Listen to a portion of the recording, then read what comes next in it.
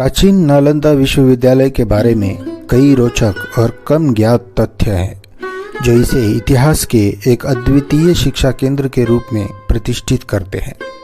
इस वीडियो में ऐसे कुछ तथ्यों का विवरण दिया गया है। नालंदा विश्वविद्यालय में शिक्षा का तरीका अत्यंत उन्नत था। यहाँ शास्त्रार्थ, व्याख्यान और छात्र शिक्षक संवाद के माध्यम से शिक्षण होता था। यह विद्वत्तापूर्ण चर्चाओं और बहसों के लिए प्रसिद्ध था, जो छात्रों की तार्किक और बौद्धिक क्षमताओं को विकसित करने के लिए डिज़ाइन की गई थी। नालंदा में संस्कृत के अलावा पाली, प्राकृत, तिब्बती, चीनी और अन्य भाषाओं का भी अध्ययन और अध्यापन किया जाता था। यह बहुभाषी शिक्षा केंद्र विभिन्न संस्कृतियों और भाषाओं के विद्वानों को एकजुट करता था। नालंदा के पुस्तकालयों में हजारों दुर्लभ और कीमती पांडुलिपियां थीं, जिन्हें भिक्षुओं ने व्यवस्थित रूप से संग्रहित और संरक्षित किया था। नालंदा के ध्वंस के बाद भी तिब्बत और चीन जैसे अन्य देशों के विद्वानों ने यहाँ से कई पांडुलिपियां अपने साथ ले जाकर सुरक्षित रखी।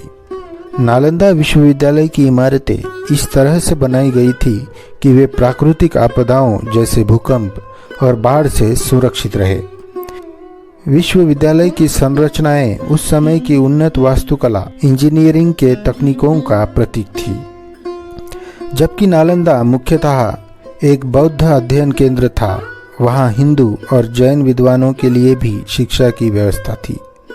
यह विभिन्न धार्मिक और दार्शनिक विचारों के प्रति अपनी सहिष्णुता और समावेशिता के लिए जाना जाता था।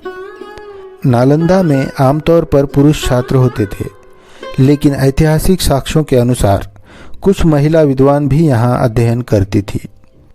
यह तथ्य उस समय के लिए उल्लेखनीय है जब अधिकांश शैक्षिक संस्थान महिलाओं के लिए खुले नहीं थे। नालंदा में विदेशी छात्र विशेष रूप से चीन, तिब्बत, कोरिया और जापान से न केवल शिक्षा प्राप्त करने के लिए आते थे, बल्कि वे अपने देशों में नालंदा में प्राप्त ज्ञान का प्रसार करने के लिए भी जिम्मेदार थे। इनमें चीनी यात्री ह्वेनसांग और इत्सिंग प्रमुख है, जिन्होंने अपने यात्रा वृत्तांतों में नालंदा का विस्तृत वर्णन किया है। नालंदा पर कई बार आक्रमण हुए और इसे क्षति पहुंचाई गई, लेकिन प्रत्येक बार इसे पुनर्निर्मित किया गया। इसके पुनर्निर्माण में विभिन्न राजाओं और संरक्षकों का योगदान रहा, जो इसके शैक्षिक और धार्मिक महत्व को समझते थे। आधुनिक उत्खनन से पता चला है कि नालंदा का परिसर 30 से अधिक इमारतों और कई मंजिला संरचनाओं के साथ विशाल था। इसमें अनेक जलाशय और एक सुव्यवस्थित जल निकासी प्रणाली थी, जो इसे एक आत्मनिर्भर और उन्नत संस्था बनाती थी। नालंदा परिसर में विभिन्न स्तंभ और शिलालेख पाए गए हैं, जो तत्कालीन शासकों और संरक्षकों के योगदान को दर्शाते हैं। ये शिलालेख न केवल नालंदा के इतिहास को, बल्कि उस समय की सामाजिक और सांस्कृतिक स्थिति को भी उजागर करते हैं। प्राचीन नालंदा विश्वविद्यालय का समृद्ध इतिहास और उसकी अनूठी विशेषताएं इसे विश्व के महानतम शिक्षा केंद्रों में से एक बनाती है।